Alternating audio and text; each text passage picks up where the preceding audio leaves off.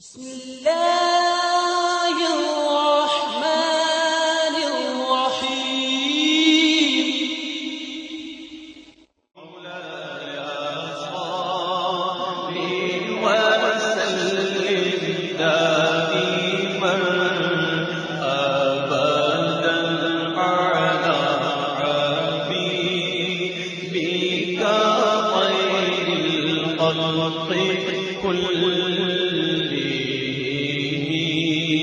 اعوذ باللہ من الشیطان الرجیم. بسم اللہ الرحمن الرحیم. سامعین و ناظرین السلام علیکم ورحمۃ اللہ وبرکاتہ.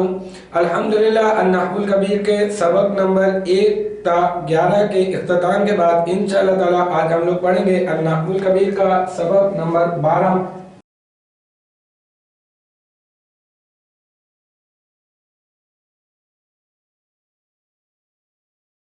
یہ بہت امپورٹنٹ چیپٹر ہے. اگر آپ نے اس کو پڑھ لیا تو کافی حد تک آپ کا مسئلہ نحو کا وہ سالو ہو جائے گا, اور اسے یاد رکھنا بھی بہت زیادہ ضروری ہے, اسے سمجھنا بھی بہت زیادہ ضروری ہے. انشاءاللہ تعالی جتنا آسان ہو سکے گا مجھ سے میں آپ کو آسان کر کے اس کو سمجھانے کی کوشش کروں گا. تھوڑا سا پچھلے سبق کا ہم لوگ پس منظر بیان کر دیں پہلے کہ ہم نے پچھلے سبق میں یہ پڑھا تھا کہ ایک قسم کی حالتیں ہوتی ہیں, ایک حالت رفعی ہوتی ہے, حالت نصبی ہوتی ہے اور حالت جری ہوتی ہے, اور اس میں معرب اور مبنی پر جو اعراب جاری ہوتے ہیں, پھر دونوں کے مشترکہ اعراب, اس کے متعلق بھی ہم نے پڑھا تھا. اور آخر میں ایک جو اہم اور ضروری بات ہم نے کی تھی سبق نمبر 11 کے اختتام پر, وہ اہم اور ضروری بات یہ تھی کہ ہم نے یہ جانا تھا کہ فاعل ہمیشہ مرفوع ہوتا ہے, یعنی فاعل جو ہوگا نا, فاعل حالت رفعی میں ہوگا, فاعل مرفوع ہوتا ہے, اور مفعول منصوب ہوتا ہے, یعنی حالت نصبی میں ہوتا ہے. حالت رفعی میں مفعول, حالت نصبی میں, اور جو مجرور ہوگا وہ حالت جری میں ہوگا.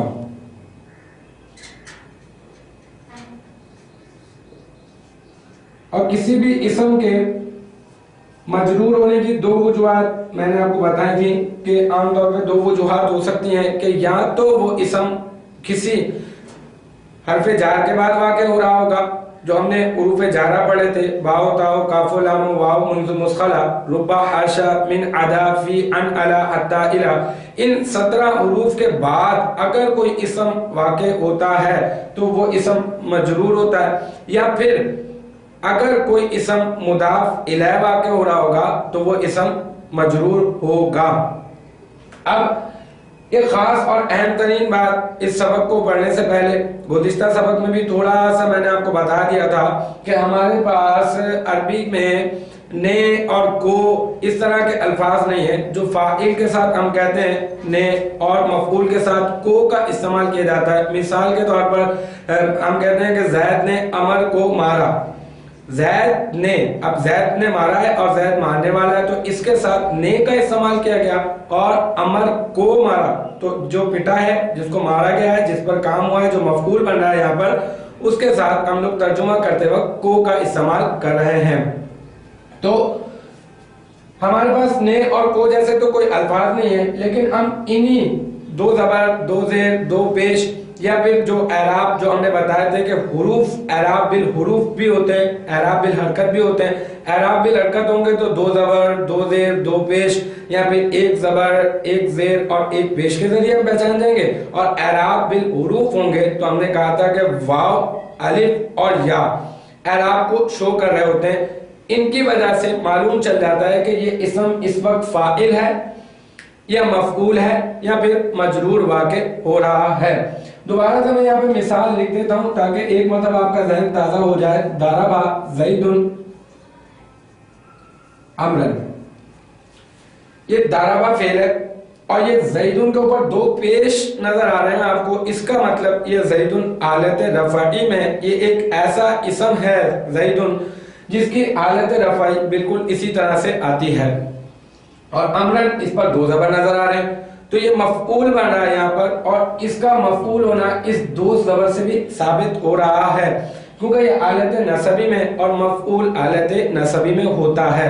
اسی طرح سے مختلف قسم کے اسما ہوں گے اور ان کی آلت رفعی اور آلت نصبی اور آلت جری ہوگی، جس کی وجہ سے ہم فوراً سے پہچان جائیں گے کہ آیا کہ یہ اسم اس وقت فاعل بن رہا ہے، مفعول بن رہا ہے، یا پھر مجرور واقع ہو رہا ہے۔ اور اگر ہم نے یہ پہچان لیا کہ اس کا ترجمہ فاعل کے اعتبار سے کرنا ہے یا اس کا ترجمہ مفعول کے اعتبار سے کرنا ہے، تو ہمارے لیے بہت زیادہ آسان ہو جائے گا ترجمہ کرنا، اور عبارت کو سمجھنا اور ترکیب کرنا بہت زیادہ آسان ہو جائے گا۔ لیکن اس آسانی کے لیے ہمیں تھوڑی سی محنت کرنی پڑے گی، اور وہ اس جو سبق ہے، سبق نمبر 12 وجوہ اعراب کے اعتبار سے اس میں معرب کی 16 اقسام، اسے اچھی طرح سمجھنا بھی ہوگا اور ذہن نشین بھی کرنا ہوگا۔ ہم لوگ شروع کرتے ہیں۔ مختلف قسم کے اسماء ہیں۔ سب سے پہلے میں آپ کو بتاؤں، ایک اسم ہے مفرد، سب سے پہلا مفرد منصرف صحیح۔ مفرد منصرف صحیح کیا ہوگا؟ مفرد منصرف صحیح وہ اسم ہوگا کہ جس میں ایک تو مفرد ہو، یعنی یہ کہ مرکب نہ ہو، واحد ہو، اکیلا ہو، ٹھیک ہے، اور منصرف اور غیر منصرف، ابھی صرف اتنا سمجھ لیں منصرف اور غیر منصرف کے اعتبار سے کہ تنوین آپ کو معلوم ہے تنوین کسے کہتے ہیں؟ 2 زبر، 2 زیر اور 2 پیش، اور ایک ہوتا زبر، زیر اور پیش۔ اچھا، منصرف کیا ہوگا؟ جو تمام حرکات کو قبول کرتا ہوگا، ایک ایسا کلمہ ہوگا کہ جس پر 2 زبر بھی آ سکتے ہیں، 2 زیر بھی آ سکتے ہیں، 2 پیش بھی، 1 زبر، 1 زیر، 1 پیش بھی آ سکتا ہے۔ لیکن اس کے اپوزٹ، اس کے برعکس غیر منصرف وہ ہوگا جس پر نہ ہی یہ تنوین آ سکتی ہے، یہ تنوین بھی نہیں آ سکتی، اور یہ کسرہ یعنی یہ زیر بھی نہیں آ سکتا، صرف اور صرف اس پر 2 حرکات جاری کی جا سکتی ہیں، ایک زبر اور ایک پیش۔ تنوین بھی نہیں آئے گی اور کسرہ بھی نہیں آئے گا، وہ غیر منصرف ہوگا۔ اچھا، صحیح کیا ہوگا؟ اس کے بارے میں آپ کو بتا دوں کہ صحیح وہ ہوگا جس کے آخر میں، یہ دیکھ رہے ہیں یہ جو کلمہ ہے زیدن، اس کے آخر میں دال ہے، دال، اور حروف علت ہمارے پاس 3 ہیں، حروف علت 3 ہیں، ایک الف، ایک واو اور ایک یا۔ بس جس کے آخر میں حرف علت نہ ہو ہم کہہ دیں گے وہ صحیح ہے۔ اب یہاں پہ دیکھیں آخر میں دال ہے تو اس کا مطلب یہ صحیح ہے۔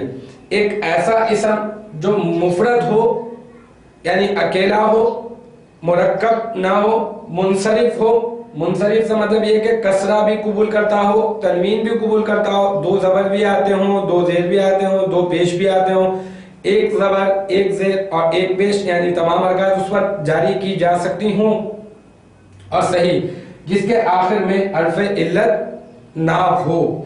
ایک ایسا اسم جس کے آخر میں حرف علت نہ ہو۔ یقینی سی بات ہے کہ یہ آپ کی سمجھ میں آ گیا ہوگا۔ اب اس کی 3 حالتیں بنانے سے پہلے، اس کی 3 حالتیں بتانے سے پہلے میں آپ کو 2 اسما ایسے اور بتا دیتا ہوں کہ جن کی حالت رفعی، ایک حالت رفعی، حالت نصبی اور حالت جری بالکل اسی کی طرح ہوگی۔ تو پھر کیوں نہ تینوں اسما کو پہلے ایک مرتبہ سمجھ لیں اور پھر اس کو سمجھنے کے بعد تینوں کو ایک ساتھ ہی بیان کر دیں، تو وہ زیادہ بہتر طریقہ کار ہوگا کہ ایک ایسا اسم مفرد منصرف صحیح، اور دوسرا اسم کون سا؟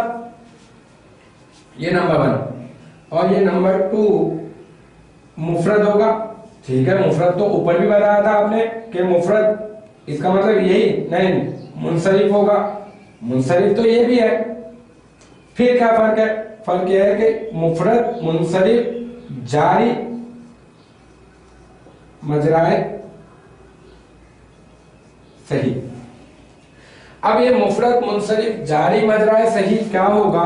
اس میں کافی ساری باتیں تو بالکل اوپر والی جو ہیڈنگ ہے اس سے ملتی جلتی ہیں۔ کیا یہ اسم بھی بالکل اس اسم کی طرح ہوگا کہ جو کسرہ بھی قبول کرتا ہو تنوین بھی قبول کرتا ہو، بالکل ٹھیک بات ہے، بالکل اس اسم کی طرح ہوگا جو کسرہ بھی قبول کرتا ہوگا تنوین بھی قبول کرتا ہوگا، مفرد ہونے کے اعتبار سے بھی بالکل اسی اسم کی طرح ہوگا، منصرف ہونے کے اعتبار سے اسی کی طرح ہوگا، لیکن اس میں اور اس میں ایک فرق ہوگا، اور وہ فرق کیا ہوگا؟ اس کے ہم نے بتایا تھا کہ صحیح کیا ہوتا ہے؟ جس کے آخر میں حرف علت نہ ہو، اور جاری مجرائے صحیح کیا ہوتا ہے؟ جاری مجرائے صحیح وہ ہوتا ہے جس کے آخر میں حرف علت ہو، جس کے آخر میں حرف علت ہو، مگر اس کے لیے ایک شرط ہے، آخر میں حرف علت تو ہو لیکن اس سے پہلے والا، اس سے پہلے آپ کو نظر آ رہا ہے، اس سے پہلے لام ہے، آخر میں حرف علت ہو مگر ما قبل جو ہے نا اس کا ہو ساکن ہو، یہ دیکھیں اس کے اوپر یہ جزم ہے، تو ما قبل ساکن ہے، حرف علت تو ہے لیکن ما قبل ساکن ہے، تو ایسے اسم کو کیا کہیں گے؟ ایسے اسم کو کہیں گے مفرد منصرف جاری مجرائے صحیح۔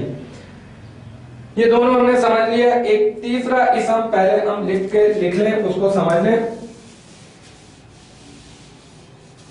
پھر تینوں کی حالت رفعی، حالت نصبی اور حالت جری میں آپ کو بتاتا ہوں، انشاءاللہ تعالی آسان ہو جائے گا آپ کے لیے۔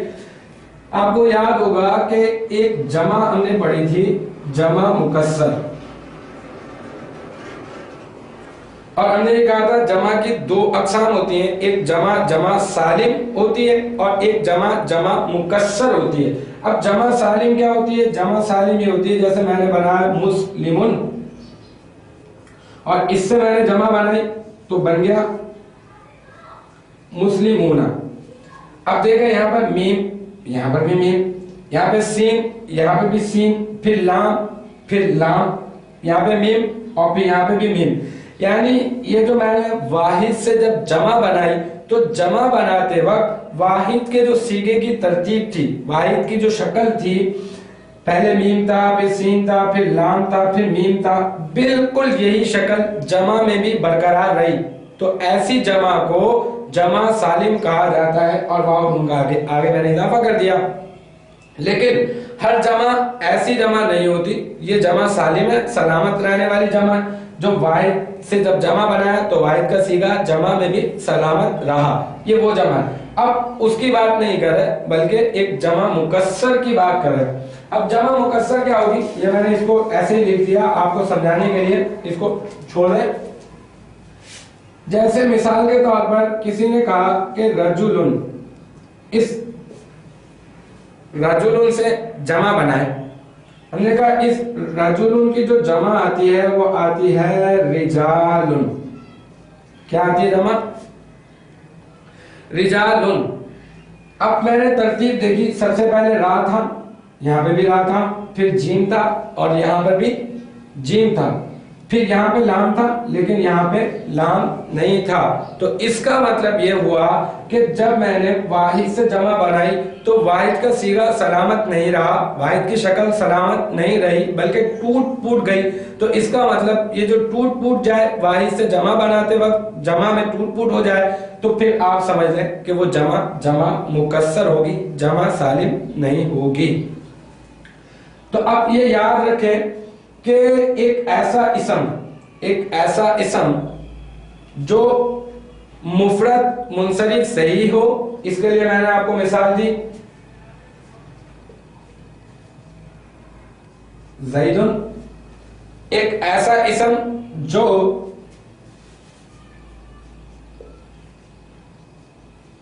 مفرد منصرف جاری مجرائے صحیح ہو، مفرد منصرف جاری مجرائے صحیح مطلب اس کے آخر میں حرف علت تو ہو مگر اس کا ما قبل ساکن ہو۔ مثال کے طور پر اس کے لیے میں نے آپ کو مثال دی دلون، اور ابھی یہ تیسری مثال آپ کے سامنے لکھی ہوئی ہے رجلن۔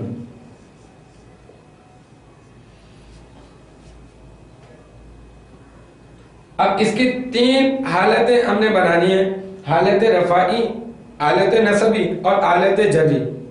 تین اسما ہیں، مفرد منصرف صحیح، جاری مجرائے صحیح اور جمع مکسر۔ اب اس کی تین حالتیں بنانی ہیں، ہم ایسا کرتے ہیں کہ تین کالم بنا دیتے ہیں، کچھ آپ کے کتاب میں لکھا ہوا ہے اس سے بھی آپ سمجھیں گے تو انشاءاللہ تعالی اور آسان ہو جائے گا. میں آسانی کر دینے کے لیے آپ کو بتا رہا ہوں کہ یہ والا اسم ایک ایسا اسم جو مفرد منصرف صحیح ہوگا, جاری مجرور صحیح ہوگا, جمع مکسر ہوگا, اگر وہ بطور فاعل استعمال کیا جا رہا ہوگا یا ایسی جگہ پر واقع ہوگا کہ جہاں پر وہ محل رفع ہوگی, محل رفع میں واقع ہوگا تو اس اسم کی شکل کیسی ہوگی, اور وہ محل نصب میں ہوگا تو اس اسم میں کیا تبدیلی آ جائے گی, اور اگر وہ محل جر میں ہوگا تو اس اسم میں کیا تبدیلی آ جائے گی. اس کے لیے ہمیں اس اسم کی تینوں حالتوں کو جاننا ہوگا کہ یہ جو اسم ہے یہ حالت رفعی میں کیسا دکھتا ہے, حالت نصبی میں اور حالت جری میں کیسا دکھتا ہے. یہاں پہ میں نے لکھ دیا ہم بنانے جا رہے ہیں حالت رفعی. تو حالت رفعی تو بالکل اس کی دو پیش کے ساتھ ہے, حالت رفعی دو پیش کے ساتھ, اور حالت نصبی میں یعنی جب یہ اسم بطور مفعول واقع ہو رہا ہوگا یا محل نصب میں واقع ہو رہا ہوگا تو پھر اس اسم میں کیا تبدیلی ہوگی.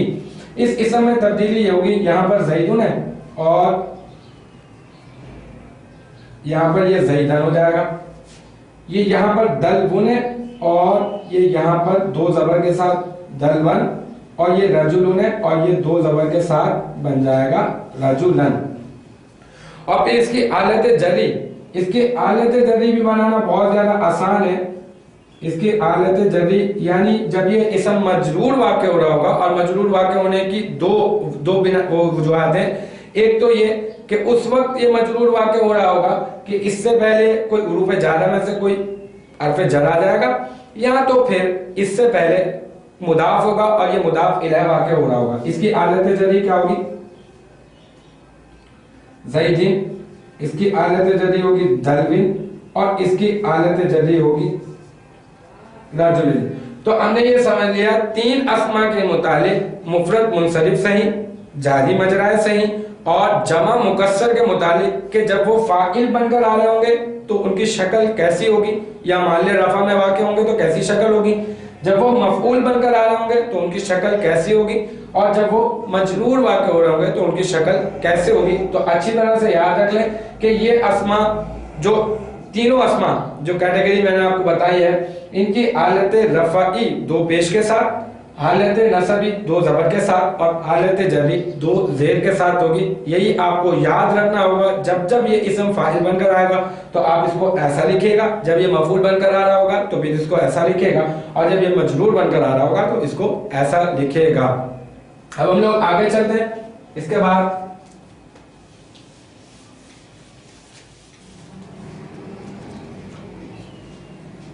تو ہم نے پڑھ لیا کہ ایک اسم مفرد ہوگا, منصرف ہوگا, صحیح ہوگا تو اس کی حالت رفعی کیسی ہوگی, مفرد منصرف جاری مجرور صحیح ہوگا تو اس کی حالت رفعی نصبی جری کس طرح سے ہوگی, اور ایک اسم جب جمع مکسر ہوگا تو پھر اس کی حالت رفعی, حالت نصبی اور حالت جری کس طرح کی ہوگی. اب ہم آگے چل رہے ہیں کہ مختلف اسما ہوں گے. شروع میں نے بات کی تھی, اور اعراب کی دو اقسام ہیں, اعراب بالحرکت اور اعراب بالحروف. اور ابھی جو ہم نے پڑھے مفرد منصرف صحیح میں اور اس میں جاری مجرور صحیح میں اور جمع مکسر میں, اس میں کیا اعراب بالحرکت ہے.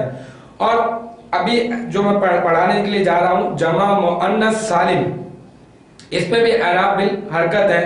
جب اعراب بالحروف ہوں گے تو انشاءاللہ تعالی پھر میں آپ کو دوبارہ سے پوائنٹ آؤٹ کرواؤں گا کہ یہاں پر وہ جو شروع میں بات کی تھی کہ کچھ اعراب حروف کے ذریعے بھی آتے ہیں تو یہ یہاں پر اس طرح سے استعمال ہو رہے ہیں, لیکن ابھی یہاں پر نہیں آ رہے. صرف اور صرف یہاں پر یہ ہے کہ جمع مؤنث سالم میں حالت رفعی, حالت نصبی اور حالت جری اس کے جو اعراب ہوں گے وہ اعراب بالحرکت ہی ہوں گے.